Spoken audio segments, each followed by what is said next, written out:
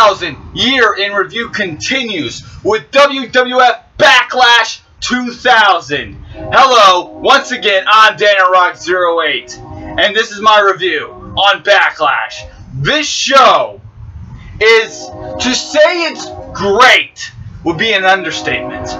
To say it's phenomenal would still be an understatement.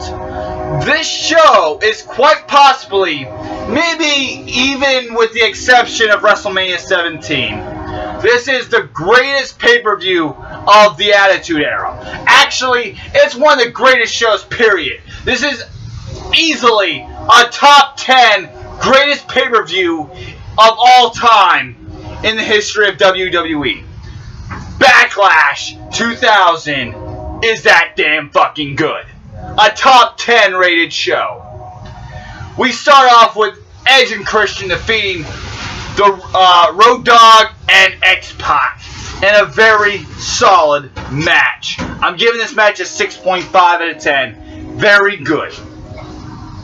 We have Dean Malenko defeating Scotty 2 Hotty to retain the Light Heavyweight Championship. This match, holy shit, this was awesome. You know, the Light Heavyweight title in WWF compared to the Cruiserweight title in WCW was like night and day. The Light Heavyweight had nobody. The Cruiserweight had everybody. But the Cruiserweight title in WCW in 2000 had nobody. Here they have a lot of somebody because they have Dean Malenko now. This match is the best match in the Light Heavyweight Championship division. This match is in-fucking-credible. Dean Malenko wins with a top rope DDT. It looked like Scotty 2 Hotty landed on his head. It was such an innovative, incredible move. This match is the best match in the Light Heavyweight Championship title division. This match is one of the finest matches, period. It's a great match. An 8.5 out of 10. Next up, we have the Big Boss Man and Bull Buchanan defeating the Acolytes. This is the weakest match on the card. It was just puke. It's not bad, but it's the weakest match on the card. A 4 out of 10. We have Crash Holly winning a six-pack challenge. Winning a six-pack challenge match for the Hardcore Championship to retain. You had Matt Hardy, you had Jeff Hardy, you had Perry Saturn, you had Crash Holly, you had Hardcore Holly, and you had Taz in this match. This match is fucking great. You had Jeff Hardy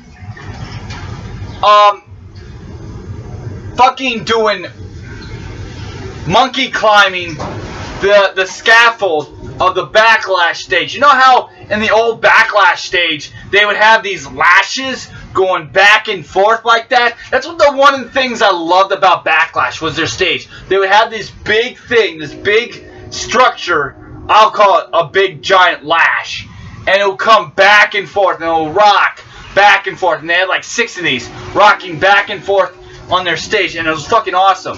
Please bring back Backlash. And Jeff Hardy was fucking climbing it, monkey climbing it, and then he does a hurricanrana while it's rocking back and forth. That's fucking awesome. He does a hurricanrana while the lash on the stage freaking rocks back and forth. It was awesome. That is one of the most innovative things I've ever seen. I've never seen that done. This match is good. A 6.5. Only because there was a huge dead spot in this match. But other than that, other than this big dead spot, it was a good match. A 6.5. We have TNA, Test and Albert defeating the Dudley Boys in a match. A 4.5. But after the match, Bubba Ray Dudley, who's been mesmerized by the seducing of Trish Stratus, who's been seducing him throughout leading up to Backlash, Bubba Ray Dudley grabs Trish Stratus and hits a top rope powerbomb through a table, and it's fucking great. He finally powerbombs Trish Stratus, and that gets major good stuff for this show. Good stuff. Eddie Guerrero defeats S.A. Rio to retain the European Championship belt. A very fine match. A very good match. It was kind of sloppy, but that's just being a little nitpicky. It was a little sloppy, but very good nevertheless. A 7 out of 10. Very good match. We have Chris Benoit defeating Chris Jericho via disqualification in the Intercontinental Championship match. Not interferences. Disqualification happens when Chris Benoit hits a top rope headbutt.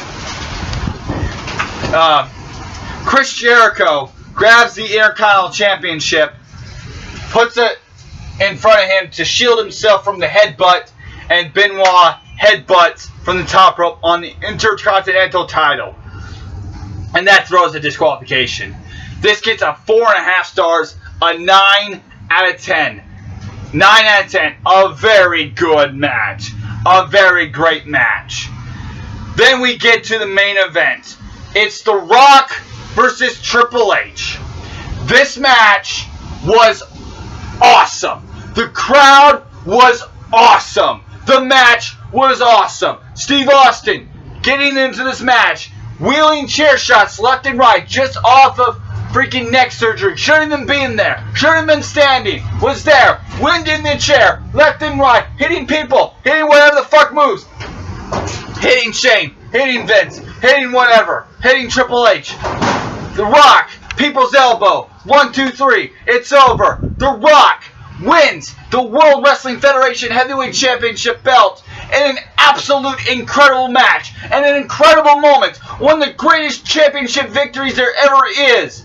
Plus 5 points for the title victory. A 9.5. It's damn near perfect match. A damn near perfect match. A 9.5 out of 10. Triple H versus The Rock. A very great match. The Rock gets the victory. A victory he should have won at WrestleMania. Backlash 2000 closes with The Rock and Steve Austin toasting beers. Great stuff. This show is so great. It's choking me up. It's so great. This show was everything. It is everything WrestleMania 16 should have been. WrestleMania 16 wasn't WrestleMania. Backlash was WrestleMania. Backlash 2000 was everything WrestleMania 16 should have been. It's one of those very few times where Backlash or the pay-per-view after WrestleMania ends up being better than WrestleMania itself. Not many shows do that. Not many shows like Backlash 2000. There's a couple other Backlashes that were better than WrestleMania, but nothing quite like Backlash 2000. This show made WrestleMania 16 look like crap. And quite frankly, WrestleMania 16 was crap. WrestleMania 16 wasn't WrestleMania. Backlash 2000 was WrestleMania caliber. My final rating is a 7.7 out of 10. That means every single match on average got about a 7.5 to an 8 out of 10. That's incredible. That's incredible. You had the main event, a 9.5. You had the Intercontinental title match, a 9.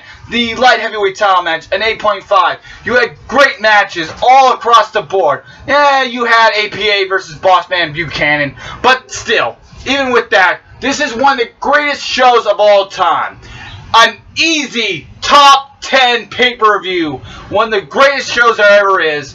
An easy recommended show. An easy recommended show. It is so watchable. I've watched it 5 times already since the network came out. This is one of the best shows, period. A 7.7. I can't describe it enough. It is in-fucking awesome. In-fucking awesome. In-fucking awesome. In-fucking incredible. Awesome is what it was. I see you next time for Judgment Day. Slamboree. in hardcore heaven. Goodbye.